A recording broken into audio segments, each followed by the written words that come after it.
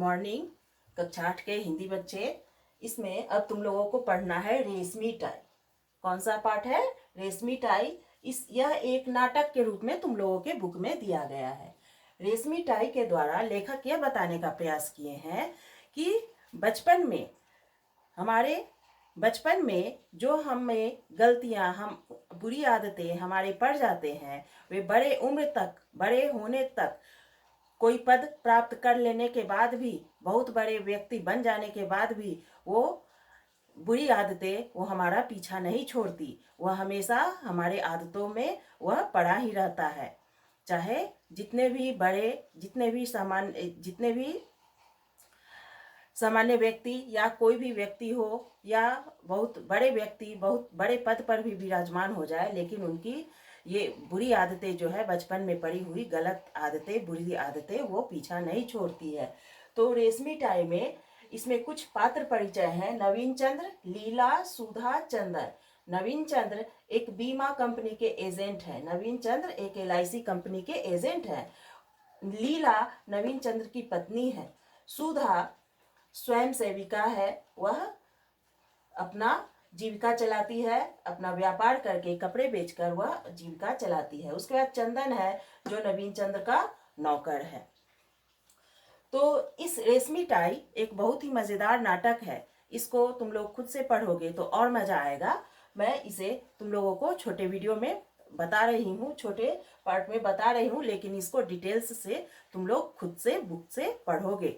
तो इसमें सबसे पहले है नवीन चंद्र। नवीन चंद्र एक बीमा कंपनी के एजेंट होते हैं। उनकी पत्नी लीला होती है।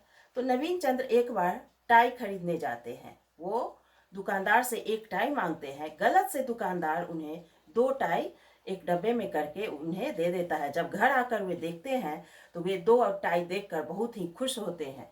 और उनकी पत्नी जब देखती है तो वह लीला, उसकी पत्नी, नवीन चंद्र की पत्नी लीला जब यह देखती है तो वह उन्हें वापस करने के लिए कहती है। लेकिन नवीन चंद्र आज का समय साम्यवादी को बताकर वे उसे कहते हैं कि छोड़ो, ये सब बातें रहने दो, अब आ गया सो आ गया।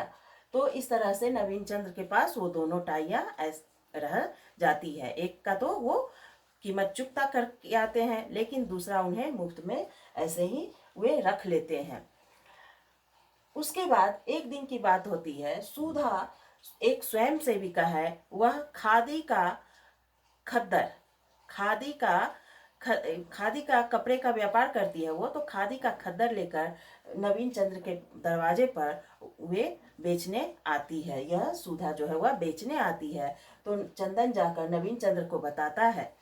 तो नवीन चंद्र बाहर आते हैं और काफी मोल तोल करने के बाद भी, दाम तोड़ मोड़ करने के बाद भी दाम उनसे नहीं पटता है। वो सुधा के खद्दर के दाम नहीं मिलते हैं तो वे उसे छोड़ देते हैं।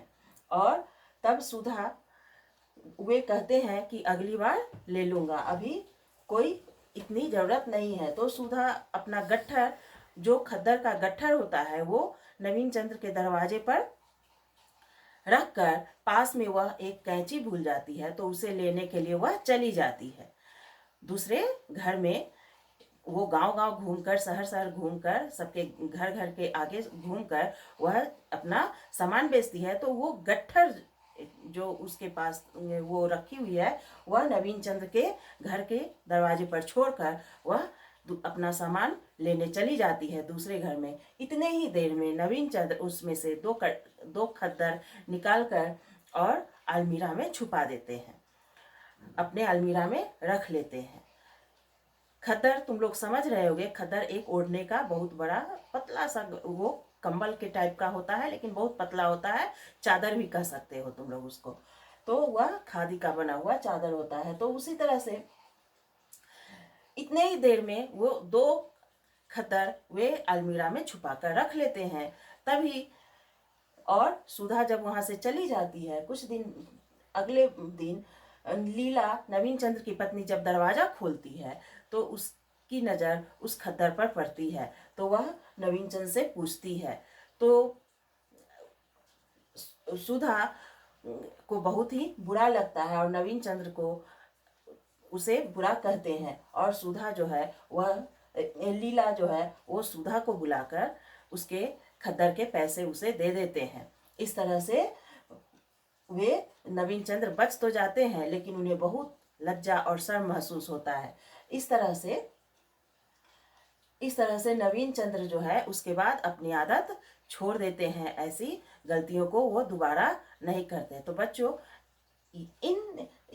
इस नाटक से तुम लोगों को अपने मन में भी ये बातें रखना चाहिए कि कोई ऐसी बुरी आदत न पड़ जाए, ताकि जो बड़े होने पर भी तुम्हारा उसका लत तुमसे पीछा न छुड़ा पाए। इसलिए ये नाटक जो है तुम लोग अच्छे से पढ़ोगे। ठीक है, धन्यवाद, थैंक यू।